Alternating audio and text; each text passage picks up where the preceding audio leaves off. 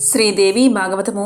సూతుడు సౌనకాది మహామునులకు దేవి భాగవతాన్ని ఇలా వివరిస్తున్నాడు. వ్యాసుడు జనమేజయుడికి ఇలా చెప్తున్నాడు. దక్షుడి పరిణామానికి కొద్దిగా బాధపడ్డాడు. అంతలోనే తేరుకుని మళ్ళా కొడుకుల్ని కన్నాడు. వాళ్ళు ప్రజాసృష్టికి నడుం కట్టారు. నారదుడు మళ్ళా నవ్వాడు. ముందు స్థలం ఎంతుందో తెలుసుకుని దానికి సరిపడా కనండి. భూమి కన్నా జనాభా పెరిగిపోతే ఎంత కష్టం అన్నాడు. వాళ్ళు కూడా నారదుడు చెప్పింది శవమే అన్నారు. భూమి విస్తీర్ణం తెలుసుకుంటామని వెళ్ళిపోయారు. మండుకొచ్చింది దక్షుడికి. నా కొడుకుని మతి విరిచి నా నిర్ణయాలన్నీ నాశనం చేశావు.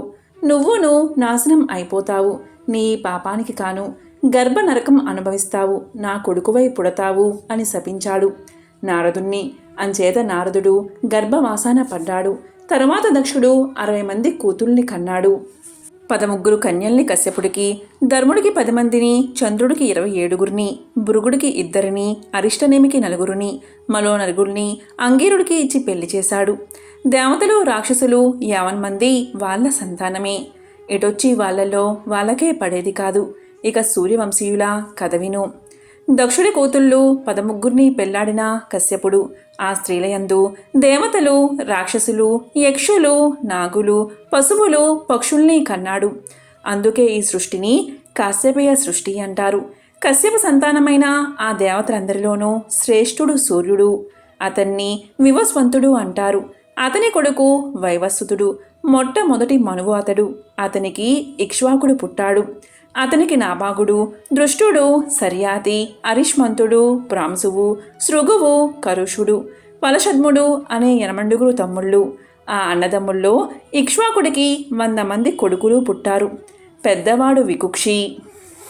నాభాగుడికి అంబరీషుడు పుట్టాడు. దృష్టుడికి దార్షుడు, సర్యాతికి అనర్థకుడు కలిగారు. సర్యాతి కూతురు సుకన్య. ఆమె అందుడైన చ్యవనముణ్ణి మనవాడింది. అదెలా జరిగింది? సుకన్యకి ఏమి లోపమని అలా అందుణ్ణి కట్టుకుంది? ఆమె జీవితం ఎలా సాగింది అడిగాడు జనమేజయుడు. చెప్పసాగాడు వ్యాసుడు.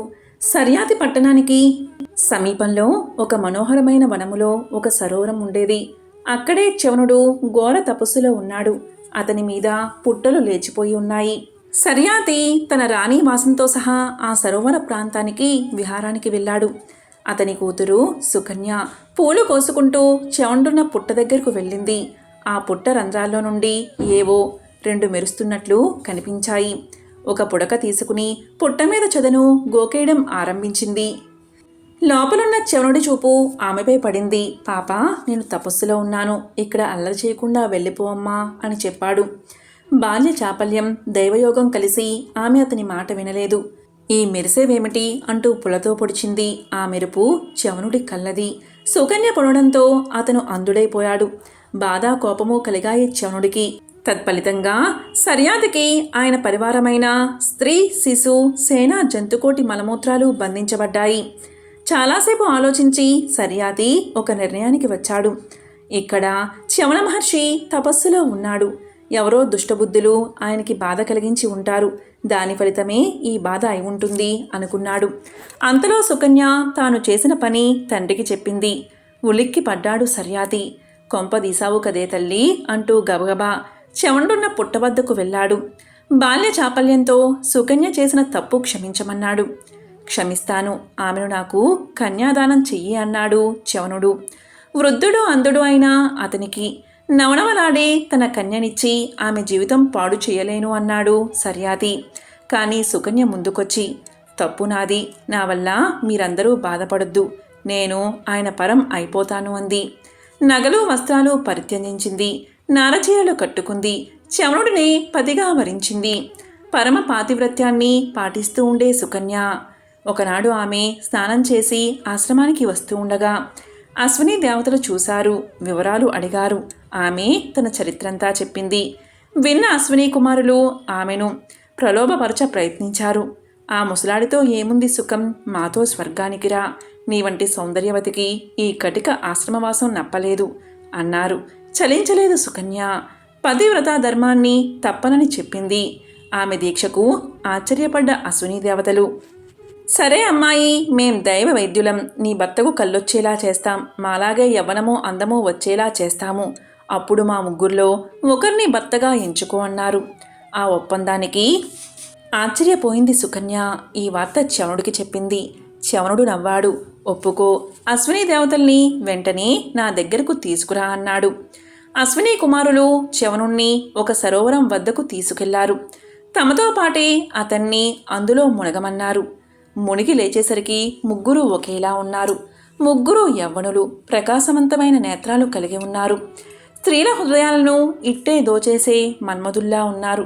ఆ ముగ్గురు గట్టి మీదకు వచ్చి సుకన్యను అడిగారు, మాలో ఒకరిని నీ భర్తగా ఎంచుకో, ఎవరి మీద ప్రేమ ఉంటే వారిని ఎంచుకో అని. అందులో ఎవరో తన భర్తో సుకన్యకు అంతు చిక్కలేదు. తక్షణం ఆమె జగదంబ భువనేశ్వరిని ప్రార్థించింది. తన భర్తను తనకు చూపమని వేడుకుంది. అమ్మవారి దయ సుకన్య ఆ ముగ్గురిలోనూ చవనుణ్ణే వరించగలిగింది. అశ్విని కుమారులు చవనుడు కూడా ఆమె పాతివ్రత్యానికి ఆనందించారు. తర్వాత చవనుడు అశ్విని కుమారులను చూసి, నన్ను యవ్వనుణ్ణి చేశారు, ఏం కావాలో కోరుకోండి అన్నారు. అప్పుడు అశ్విని కుమారులు, చవన, మేము దేవతలమే అయినా దేవతల సహపంక్తిన సోమపానం చేసే అర్హత లేని వాళ్ళం, మాకు ఆ అర్హత కలిగించు అన్నారు. తప్పకుండా చేస్తాను, త్వరలోనే సర్యాతి చేత యజ్ఞం చేయిస్తాను, అందులో మీ కోరిక తీరుస్తాను అన్నాడు చవనుడు. వ్యాసుడు చెబుతున్నాడు, సుకన్యని చవనుడికిచ్చి వెళ్లారన్న మాటే కాని సర్యాతి దంపతులకు మనశ్శాంతి లేదు. వృద్ధుడు అంధుడు అయిన భర్తతో కూతురెలా వేగుతుందో అని చాలా దిగులు పడ్డారు. ఆ దిగులుతోటే కూతుర్ని అల్లుణ్ణి చూడ్డానికి వచ్చిన సర్యాతి దంపతులు దివ్యమైన యవ్వనంతో విరాజిల్లుతున్న చవనుణ్ణి చూసి ఆశ్చర్యపోయారు, సంతోషించారు. తర్వాత చవనుడు చెప్పినట్లే సర్యాతి సోమయజ్ఞం తలపెట్టాడు. వశిష్ఠాది శిష్ట మునికోటిని రావించాడు.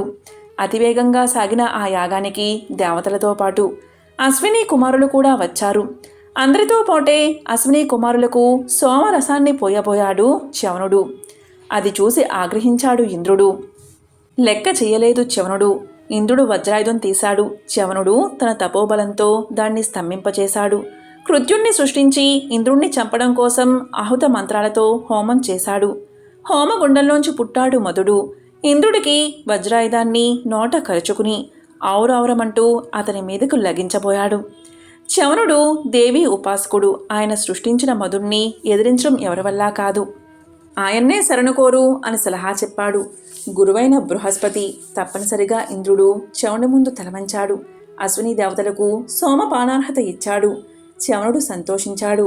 ఇక నుంచి నువ్వు స్త్రీలు, కళ్ళు, జూదం, వేట ఉండే ప్రదేశాల్లో ఉండమని మధుణ్ణి పంపేశాడు. సర్యాతికి ఆ యజ్ఞంతో గొప్ప పేరు వచ్చింది. యజ్ఞస్తంభంతో పరోపకారానికి చవనుడి ఆశ్రమానికి గొప్ప కీర్తి లభించింది. ఈ విధంగా వ్యాసుడు జనమేజయుడికి తెలియచేయగా సూతుడు సౌనకాది మహామునులకు శ్రీదేవి భాగవతాన్ని వివరిస్తున్నాడు. ఓం శ్రీ మాత్రే నమః.